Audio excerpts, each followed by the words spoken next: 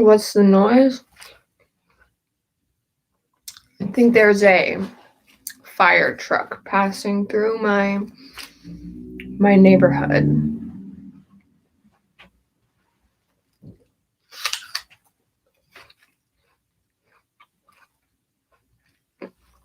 Do any of you like green apples? I think they're delicious. Are they the best apples? I personally think so. They're sour. Green is inferior to red. I would highly disagree with that opinion. Green apples are the best apples. Red apples. Andy, you're just wrong. Red apples are good. The dark red ones especially, but green apples, they're sour. They've got that kick. Honeycrisp. Honeycrisp are good. I feel like they're out of season right now, though, for some reason. There's this little cat next to me staring at me. Sorry if I look to my right.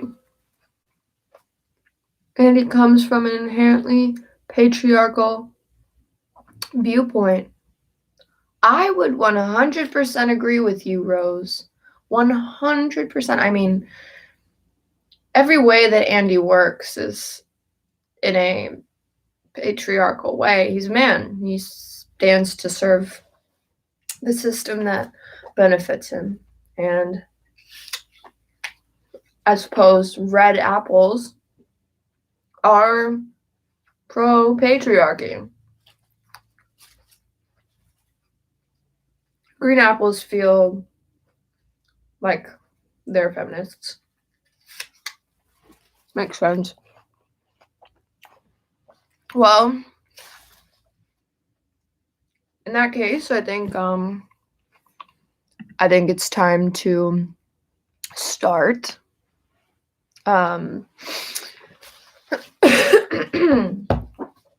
My name is Valerie Solanas. I am a writer.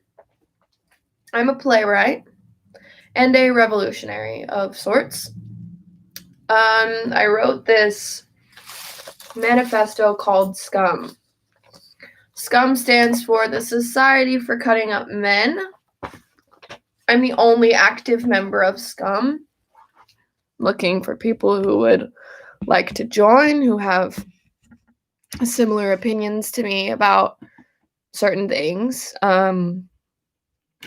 I did write this manifesto myself. I put a lot of hard work and research and thought and experience into it. And so I'm here to present it to you today. If you want a copy, you can let me know and we'll get you a copy.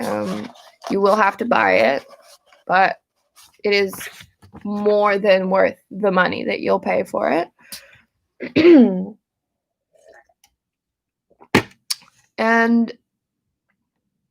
And I can sign it for you if you'd want that. Also, we're going to be talking about it, and if you have any questions, feel free to drop your questions in the chat. And I'll try to answer to the best of my abilities. Otherwise, I think we should get started.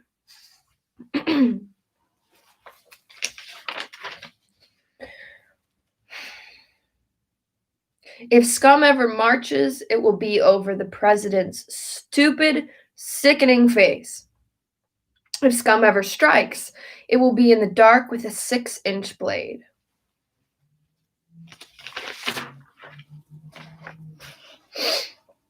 Life in this society being at best an utter bore, and no aspect of society being at all relevant to women, there remains two civic minded, responsible, thrill seeking females, only to overthrow the government, eliminate the money system, institute complete automation, and destroy the male sex. It is now technically feasible to reproduce without the aid of males, or for that matter, females, and to produce only females. We must begin immediately to do so. Retaining the male has not even the dubious purpose of reproduction. The male is a biological accident. The Y male gene is an incomplete X female gene, that is, it has an incomplete set of chromosomes. In other words, to be male is to be deficient, emotionally limited. Maleness is a deficiency disease, and males are emotional cripples. The male is completely egocentric, trapped inside himself, incapable of empathizing or identifying with others, or love, friendship, affection, of tenderness. He is a complete isolated unit, incapable of rapport with anyone. His responses are entirely visceral, not cerebral. His intelligence is a mere tool in the services of his drives and needs. He is incapable of mental passion, mental interaction. He can't relate to anything other than his own physical sensations. He is a half dead, unresponsive lump, incapable of giving or receiving pleasure or happiness. Consequently, he is, at best, an utter bore, an inoffensive blob, since only these capable of absorption in others can be charming. He is trapped in a twilight zone halfway between humans and apes, and is far worse off than the apes because, unlike the apes, he is capable of a large array of negative feelings: hate, jealousy, contempt, disgust, guilt, shame, doubt, and moreover, he is aware of what he is and what he isn't. Although completely physical, the male is unfit even for stud service. Even assuming mechanical proficiency, which few men have, he is, first of all, incapable of zestfully, lustfully tearing off a piece, but instead is eaten up with guilt, shame, fear, and insecurity, feelings rooted in male nature, which the most enlightened training can only minimize. Second, the physical feeling he attains is next to nothing. And third, he is not empathizing with his partner, but is obsessed with how he is doing, turning it out an A performance, doing a good plumbing job. To call a man an animal is to flatter him. He's a machine, a walking dildo. It is often said that men use women. Use them for what? Surely not pleasure. Eaten up with guilt, shame, fears, and insecurities, and obtaining, if he's lucky, a barely perceptible physical feeling, the male is, nonetheless, obsessed with screwing. He'll swim through a river of snot, wade nostril deep through a mile of vomit if he thinks there'll be a friendly pussy awaiting him. He'll screw a woman he despises, any snaggletooth hag, and furthermore, pay for the opportunity. Why? Relieving physical tension isn't the answer, as masturbation suffices for that. It's not ego satisfaction, that doesn't explain screwing corpses and babies. Completely egocentric, unable to relate, empathize, or identify, and filled with a vast, pervasive, diffuse sexuality, the male is physically passive. He hates his passivity, so he projects it onto women, defines the make as active, then sets out to prove he is a man. His main means of attempting to prove it is screwing. Big man with a big dick tearing off a big piece. Since he's attempting to prove an error, he must prove it again and again. Screwing, then, is a desperate compulsion. Attempts to prove he is not passive, not a woman, but he is passive and does want to be a woman. Is any of this making sense to you? I hope at least some of my viewers are not small-minded individuals. Being an incomplete female, the male spends his life attempting to complete himself, to become female. He attempts to do this by constantly seeking out, fraternizing with, and trying to live through and fuse with the female. And by claiming as his own all female characteristics, emotional strength and independence, forcefulness, dynamicism, decisiveness, coolness, objectivity, assertiveness, courage, integrity, vitality, intensity, depth of character, grooviness, etc., and projecting onto women all male traits. Vanity, frivolity, triviality, weakness, etc. It should be said, though, that the male has one glaring area of superiority over the female: public relations. Andy, what are you doing? What are all these little pictures that are in my chat? They're little faces and pictures. Hearts. What? I like the one curl on the baby. Yes, that's very cute. It reminds me of my very natural curls. I like these little pictures, but I'm confused as to why you decided to send me about 1 million of them to cloud my chat so that I can't see what my other fans are saying, Andy. Oh, a genie. That's kind of cool. The male claims that females find fulfillment through motherhood and sexuality, reflects what males think they find fulfilling if they were female. What was I reading a little bit ago? Well, I'm reading what's called the Scum Manifesto. I wrote it myself. It's a piece of art, I would say, but also a way to live. And we're commenting on the negative impacts of the male presence in society. Is that my manifesto? Yes, I wrote it myself. Valerie Solanas, by me, the writer, the playwright, revolutionary, feminist, icon of sorts, I guess you could say. Yes, I wrote it myself. It's my theory on how to fix this cruel world. I hope you enjoy listening to it. Let me continue. Women, in other words, don't have penis envy. Men have pussy envy. When the male accepts his passivity, defines himself as a woman, make males as well as females think men are women and women are men, and becomes a transvestite, he loses his desire to screw, or to do anything else for that matter. He fulfills himself as a drag queen. Did I shoot you, Andy? Well, I guess you'll have to find that out for yourself, won't you? Sending you all these question marks, like I didn't answer your question already. You know, sometimes you really get on my nerves. If you want to just talk to me, why don't you give me a call, Andy? Instead of sending these ridiculous little pictures in the chat. Is there a name for these small things that you keep sending me? There's a pig. A dog. Okay.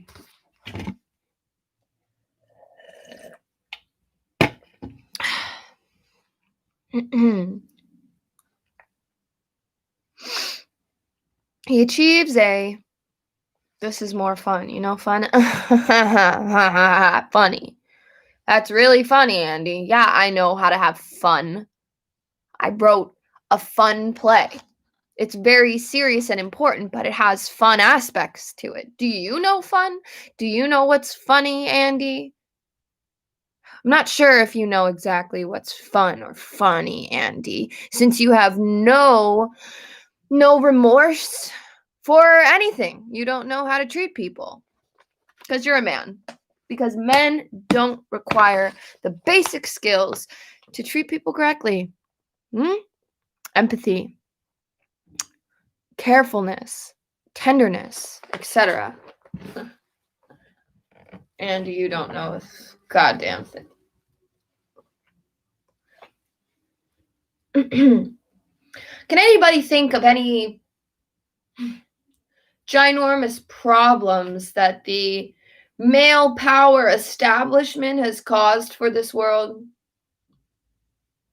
You can think on a grand scale or a small scale as well.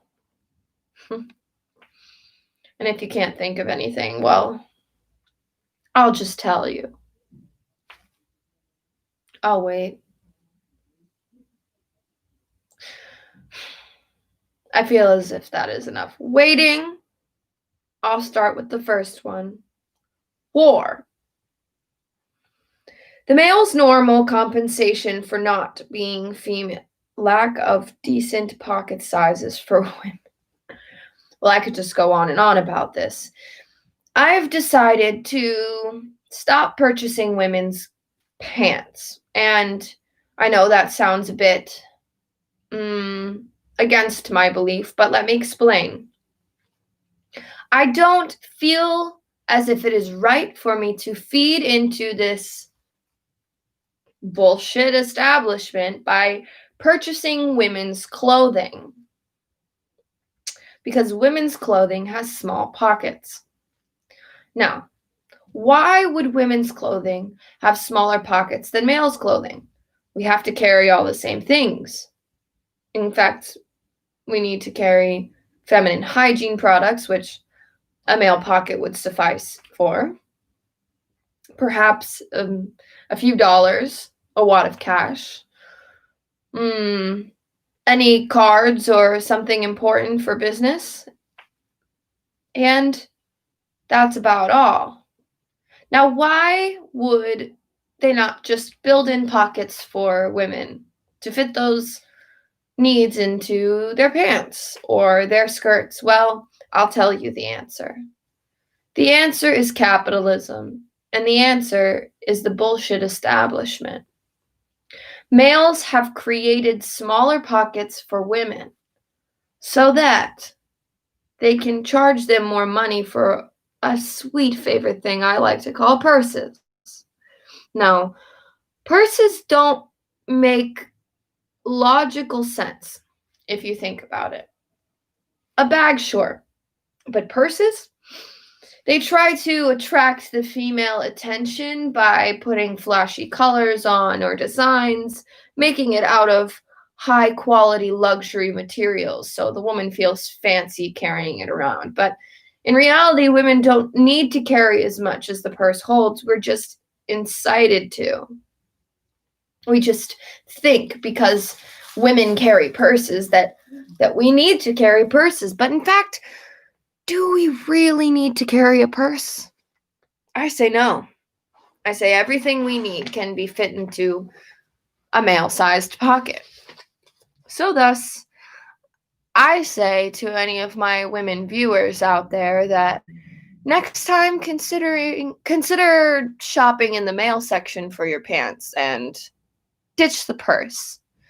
Because you may not realize that you're feeding the capitalistic society that has been established by males to literally take money from us for what reason? Personal gain, power over women. It's pretty clear. And with that, we talk about war. The male's normal compensation for not being female, namely getting his big gun off, is grossly inadequate, as he can get it off only a very limited number of times, so he gets it off on a really massive scale and proves to the entire world that he's a man. Since he has no compassion or ability to empathize or identify, proving his manhood is worth an endless amount of mutilation and suffering and an endless number of lives, including his own. His own life being worthless, he would rather go out in a blaze of glory than to plod grimly on for 50 more years.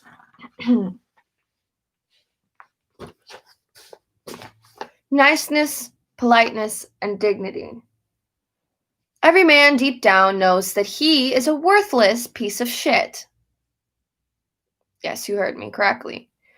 Overwhelmed by a sense of animalism and deeply ashamed of it, wanting not to express himself but to hide from others his total physicality, total egocentricity, and the hate and contempt he feels for other men, and to hide from himself the hate and contempt he suspects other men feel for him, having a crudely constructed nervous system that is easily upset by the least display of emotion or feeling, the male tries to enforce a social code that ensures a perfect blandness, unsullied by the slightest trace of or feeling or upsetting opinion.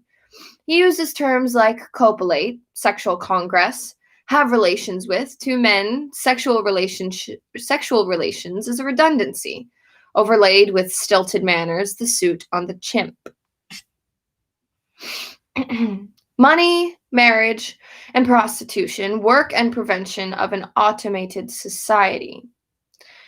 There is no human reason for money or for anyone to work more than 2 or 3 hours a week, at the very most. All non creative jobs, practically all jobs now, have been done or could have been done much longer ago, and in a moneyless society, everyone can have as much of the best of everything as she wants. But there are non-human male reasons for wanting to maintain the money system. Can anyone guess what the first one is?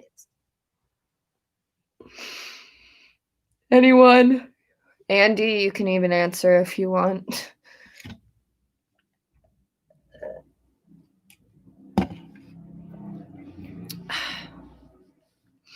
Well, I will tell you. Pussy. Despising his highly inadequate self, overcome with intense anxiety and a deep, profound loneliness when by his empty self, desperate to attach himself to any female in dim hopes of completing himself, in the mystical belief that by touching gold he'll turn to gold, the male craves the continuous companionship of women. The company of the lowest female is preferable to his own or that of other men who serve only to remind him of his own repulsiveness. But females, unless very strong or very sick, must be coerced or bribed into male company. Supply the non-relating male with the delusion of usefulness and enable him to try to justify his existence by digging holes and then filling them up. Leisure time horrifies the male, who will have nothing to do but contemplate his grotesque self. Unable to relate or love, the male must work. Females crave absorbing, emotionally satisfying, meaningful activity, but lacking the opportunity or ability for this, they prefer to idle and waste away their time in ways of their own choosing.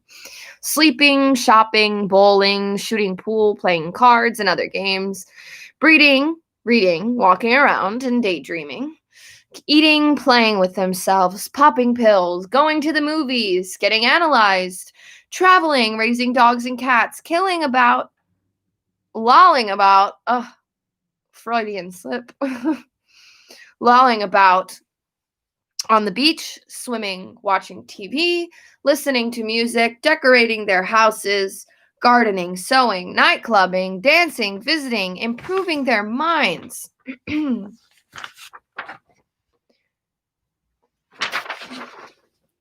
Taking courses and absorbing culture. Lectures, plays, concerts, arty movies. Therefore, many females would, even assuming complete economic equality between the sexes, prefer living with males or peddling their asses on the street, thus having most of their time for themselves, to spending many hours of their days doing boring, stultifying, non-creative work for someone else, functioning as less than animals, as machines, or at best, if able, to get a good job, co-managing the shit pile.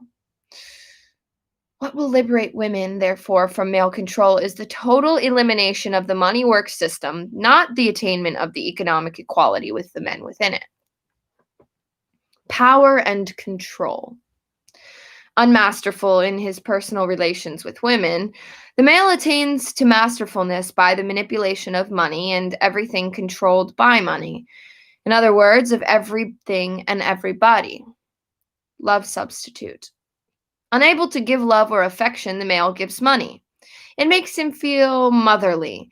The mother gives milk, he gives bread. He is the breadwinner. Provide the male with the goal. Incapable of enjoying the moment, the male needs something to look forward to, and money provides him with an eternal, never-ending goal. Just think of what you could do with $80 trillion. Invest it, and in 3 years' time, you'd have $300 trillion. Provide the basis for the male's major opportunity to control and manipulate. Fatherhood. Andy is now sending me a clementine and an avocado, which... stop sending me... Andy? If you're not careful, I'll cut yours off.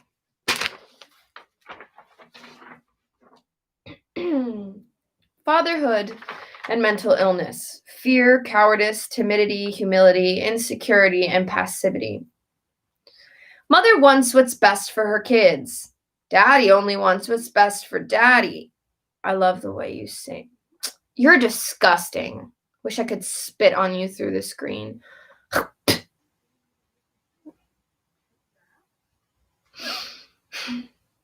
Mother wants what's best for her kids. Daddy only wants what's best for daddy. That is peace and quiet. Pandering. What? Did you kill Andy Warhol? Who hurt you? You'll have to find out what happened to Andy on your own. Who hurt me? The male population hurt me. If we're being truthful. Just their existence has hurt me countless times. And I'm sure that if you are a woman, it has hurt you countless times as well. We can't walk down the street without being screamed at by horrible men. What is your opinion on the wage gap? Good question.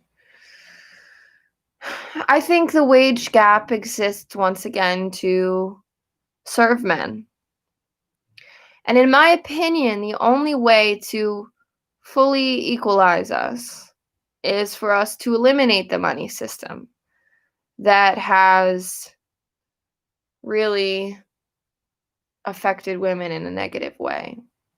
Instead of trying to equalize our pay, we must take away the idea of money.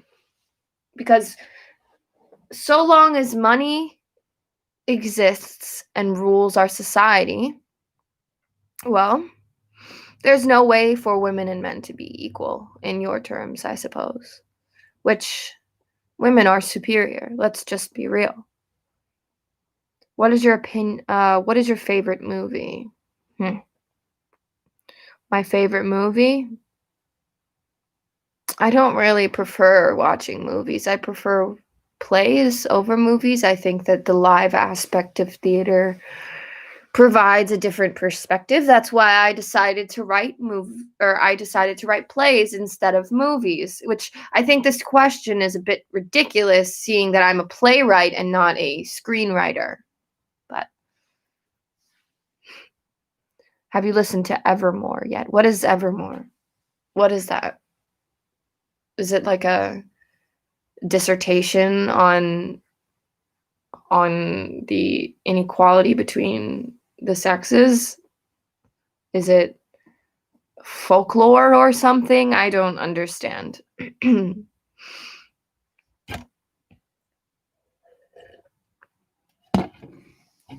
Are you a Swiftie? A Swiftie? I suppose when I walk down the street, I move rather swiftly, but I'm not sure if that's exactly what you mean. I do walk at a pretty decent pace. Not sure if that's exactly what you were asking about, but that's what you're gonna get.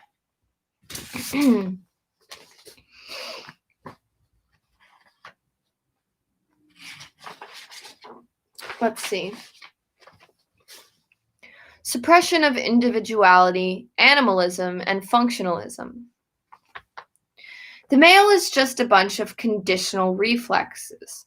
Incapable of a mentally free response, he is tied to his earliest conditioning, determined completely by his past experiences. His earliest experiences are with his mother, and he is throughout his life tied to her. It never becomes completely clear to the male that he is not part of his mother, that he is he and she is she. His greatest need is to be guided, sheltered, protected, and admired by mama. And being completely physical, he yearns to spend his time, that's not spent out in the world, grimly defending against his passivity, wallowing in the basic animal activities, eating, sleeping, shitting, relaxing, and being soothed by mama. Passive, rattle-headed daddy's girl, even eager for approval, for a pat on the head, for the respect if any passing piece of garbage is easily reduced to mama, mindless administrator to physical needs, soother of the weary, apey brow, booster of the tiny ego, appreciator of the contemptible, a hot water bottle with tits. Do I own a gun? I think in this society it is smart for all women to possess a firearm due to the insanity and unsafe qualities of the male. So perhaps I own one, but I'm not going to tell you if I do or not. The reduction to animals of the women of the most backward segment of society, the privileged, educated middle class, the backwash of humanity, where daddy reigns supreme, has been so thorough that they try to groove on labor pains and lie around in the most advanced nation in the world in the middle of the 20th century with babies chomping away on their tits. It's not for the kids' sake, though, that the experts tell women that mama should stay home and grovel for animalism, but it's for daddies. The tits for daddy to hang on to, the labor pains for daddy to vicariously groove on. Half dead, he needs awfully strong stimuli to make him respond. Would I ever use it against someone? My gun is my dick. And if I ever have to use my gun against someone for purpose of defending myself and my honor, well, I guess then the time will come.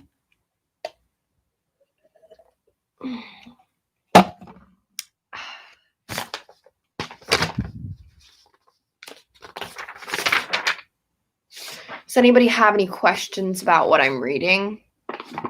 I think it's pretty self-explanatory, but I understand that my ideas might be a little intense or too deep for some of my viewers, so I want to make sure that everyone is truly understanding what's being said. It is quite important, and I see it almost as a new world order, hopefully someday, as long as the women in this society decide they are tired of lapping up the bullshit that men spew at them.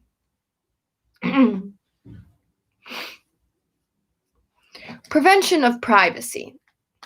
Although the male, being ashamed of what he is and almost of everything he does, insists on privacy and secrecy in all aspects of his life, he has no real regard for privacy. Being empty, not being a complete separate being, having no self to groove on and needing to be constantly in female company, he sees nothing at all wrong in intruding himself on any women's thoughts, even a total stranger's anywhere at any time, but rather feels indignant and insulted when put down for doing so, as well as confused. He can't for the life of him understand why anyone would prefer so much as 1 minute of solitude to the company of any creep around. Wanting to become a woman, he strives to be constantly around females, which is the closest he can get to becoming one, so he's created a society based upon the family. A male female couple and their kids, the excuse for the family's existence, who live virtually on top of one another, unscrupulously violating the female's rights, privacy, and sanity. Isolation, suburbs, and prevention of community. Our society is not a community, but merely a collection of isolated family units. Desperately insecure, fearing his women will leave him if she is exposed to other men or to anything remotely resembling life, the male seeks to isolate her from other men and from what little civilization there is. So he moves her out to the suburbs, a collection of self-absorbed couples and their kids.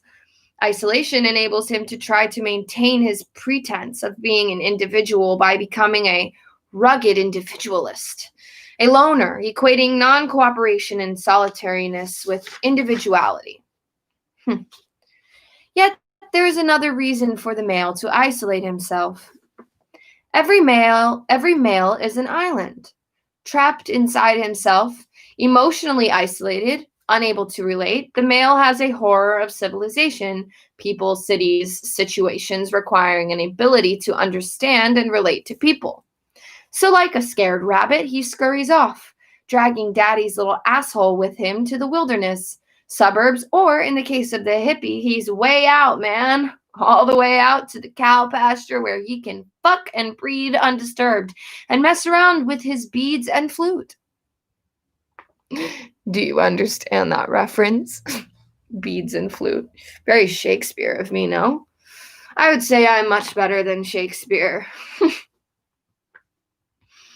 The hippie whose desire to be a man, a rugged individualist, isn't quite as strong as the average man's, and who, in addition, is excited by the thought of having lots of women accessible to him, rebels against the harshness of a breadwinner's life and the monotony of one woman.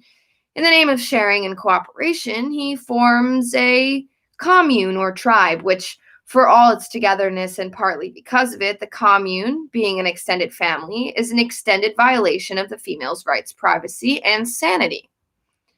In no more a community than a normal society. Does this make sense to us? Basically, hippie men such as Manson or many other male examples. I don't want to go into them because I don't want to give them more attention than they need and deserve.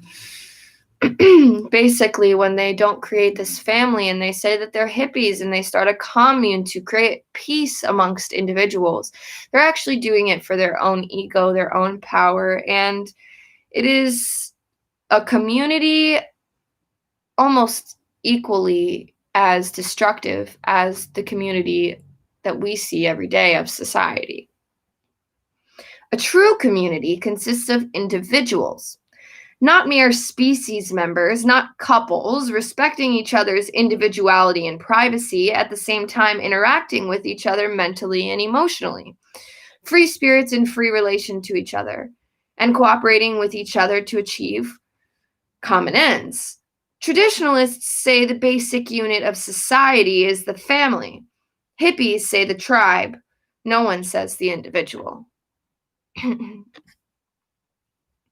The hippie babbles on about individuality, but he has no more conception of it than any other man. He desires to get back to nature, back to the wilderness. Back to the home of furry animals that he is one of, away from the city where there is at least a trace, a bare beginning of civilization, to live at the species level, his time taken up with simple, non-intellectual activities, farming, fucking, bead stringing. The most important activity of the commune, the one upon which it is based, is gangbanging.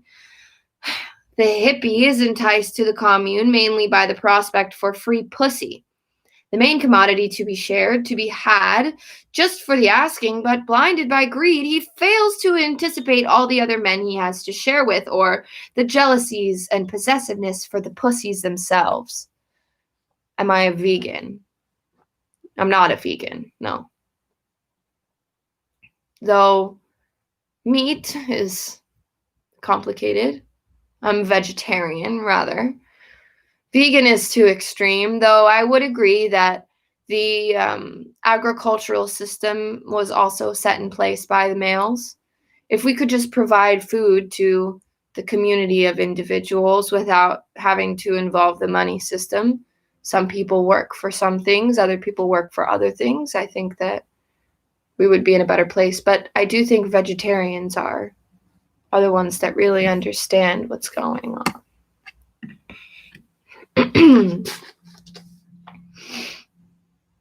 Men cannot cooperate to achieve a common end, because each man's end is all the pussy for himself. The commune, therefore, is doomed to failure. Each hippie will, in panic, grab the first simpleton who digs him and whisk her off to the suburbs as fast as he can.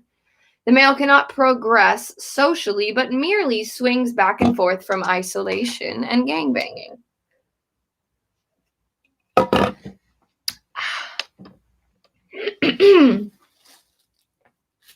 Oof. Sorry, guys. Just have to stretch out a little bit. All this reading. Does anybody have any questions for me? Any lingering thoughts that you have when you hear all of these theories? I would say they're more than theories, but if we're being politically correct, my theories. Otherwise, I suppose I'll continue. Conformity. Although he wants to be an individual, the male is scared of anything in himself. The female's individuality, which he is acutely aware of, but which he doesn't comprehend and isn't capable of relating to or grasping emotionally, frightens and upsets him and fills him with envy. So he denies it in her and proceeds to define everyone in terms of his or her function or use, assigning to himself, of course, the most important functions. Doctor, president, scientist, therefore providing himself with an identity, if not individuality, and tries to convince himself and women, he succeeded best at convincing women, that the female function is to bear and raise children and to relax, comfort, and boost the ego of the male, that her function is such as to make her interchangeable with every other female. In actual fact, the female function is to relate, groove, love, and be herself. Irreplaceable by anyone else, the male function is to produce sperm. We now have sperm banks. In actual fact, the female function is to explore, discover, invent, solve problems, crack jokes, make music, all with love. In other words, create a magic world.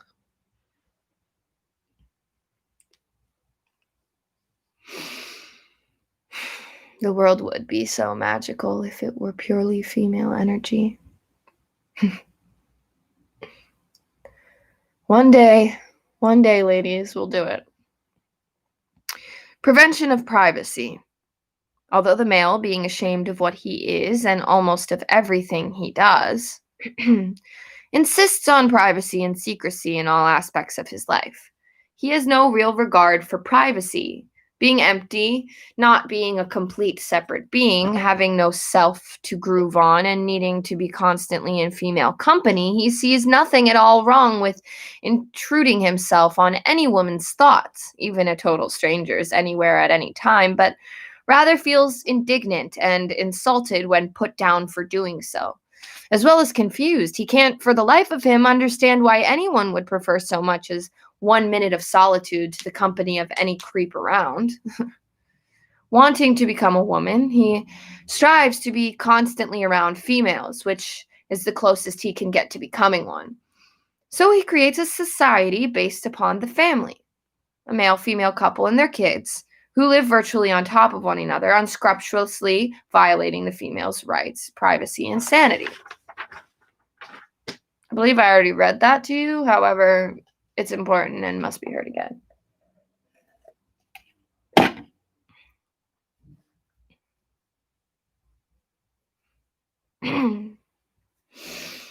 Authority and government.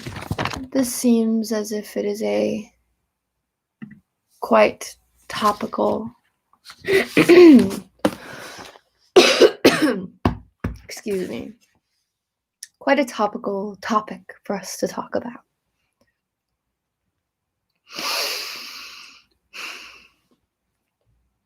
Having no sense of right and wrong, no conscience, which can only stem from having an ability to empathize with others, having no faith in his non-existent self, being unnecessarily competitive, and by nature unable to cooperate, the male feels a need for external guidance and control. So, he created authorities, priests, experts, bosses, leaders, etc., and government, wanting the female to guide him, but unable to accept the fact that he is, after all, a man. Wanting to play woman to usurp her function as guider and protector, he sees to it that all authorities are male. There's no reason why a society consisting of rational beings capable of empathizing with each other, complete and having no natural reason to compete, should have a government, law, or leaders. Philosophy, religion, and morality based on sex.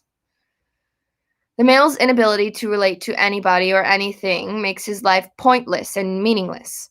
The ultimate male insight is that life is absurd, so he invented philosophy and religion.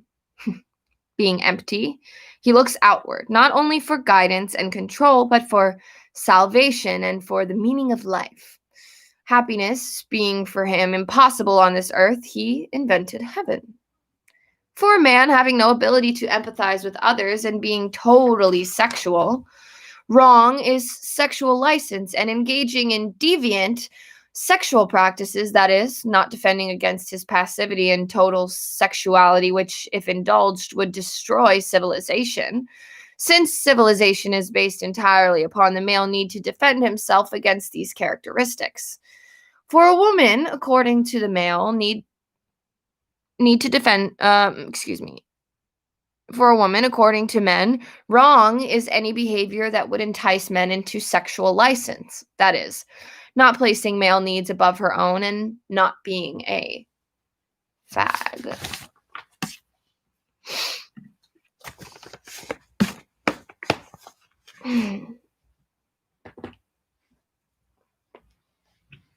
Religion not only provides the male with a goal, heaven, and helps keep women tied to men, but offers rituals through which he can try to expiate the guilt and shame he feels at not defending himself enough against his sexual impulses. In essence, that guilt and shame he feels at being male. Most men, utterly cowardly, project their inherent weakness onto women, label them female weaknesses, and believe themselves to have female strengths. Most philosophers, not quite so cowardly, face the fact that male lacks existence in men.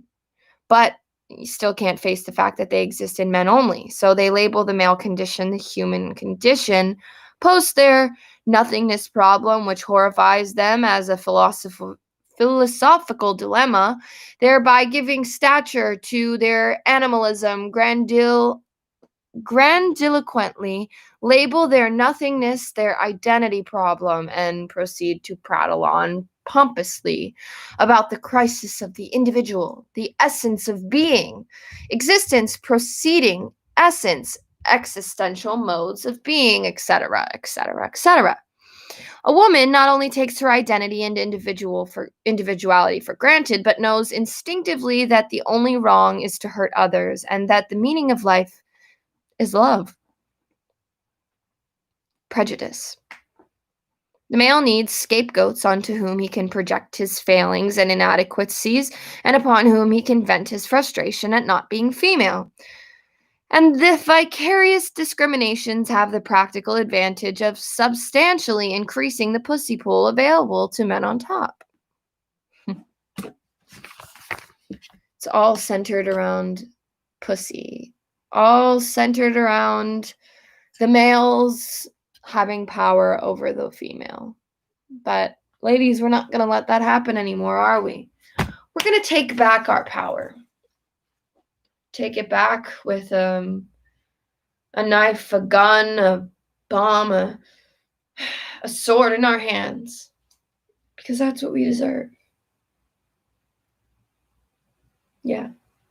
We deserve to have a world based in love, based in compassion. But if we have to be violent along the way, I mean, we got to take it back somehow.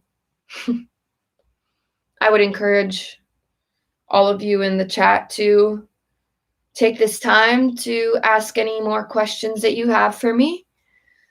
I'm sure there's got to be something that one of you want to say, whether or not it's an opposing opinion. I surely don't mind debating you until I prove to you why I'm correct. Otherwise, I would encourage you to go back to Andy's silly little play, even though I think mine, Up Your Ass, is much better than his, and go explore the rest of it. Hang out with Candy, the other little fuckers of the factory. I'll continue to read on your way out, but don't forget to check everything out.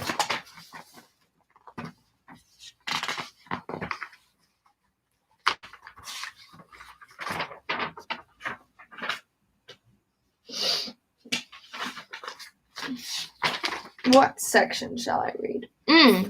Perfect. Men have contempt for themselves, for all other men whom they contemplate more than casually and whom they do not think are females. For example, sympathetic analysts and great artists, or agents of God, and for all women who respect and pander to them, the insecure, approval-seeking, pandering male females have contempt for themselves and for all women like them. The self-confident, swinging, thrill-seeking females have contempt for me and for the pandering male females. In short, the contempt is the order of the day. Love is not dependency or sex, but friendship, and therefore love can't exist between two males, between a male and a female, or between two females, one or both of whom is a mindless, insecure, pandering male. Like conversation, love can exist only between two secure, freewheeling, independent, groovy females, since friendship is based upon respect, not contempt. Even amongst groovy females, deep friendships seldom occur in adulthood, as almost all of them are either tied up with men in order to survive economically, or bogged down in hacking their way through the jungle and in trying to keep their heads above the amorphous mass. Love can't flourish in a society based upon money and meaningless work. It requires complete economic as well as personal freedom, leisure time, and the opportunity to engage in intensely absorbing, emotionally satisfying activities, which, when shared with those you respect, lead to deep friendship. Our society provides practically no opportunity to engage in such activities. When will you see a production of my play? That's a great question. Hopefully, Andy will be producing my play, like he said, like we agreed upon. And we're going to probably do a off-Broadway production, and then it'll move on to Broadway because it will be an astounding success. And then after this, I think the entire world will know Up Your Ass. All right. And on that note, I'm going to go. This is Val out. Thanks for joining me. Fuck off and fuck the male establishment.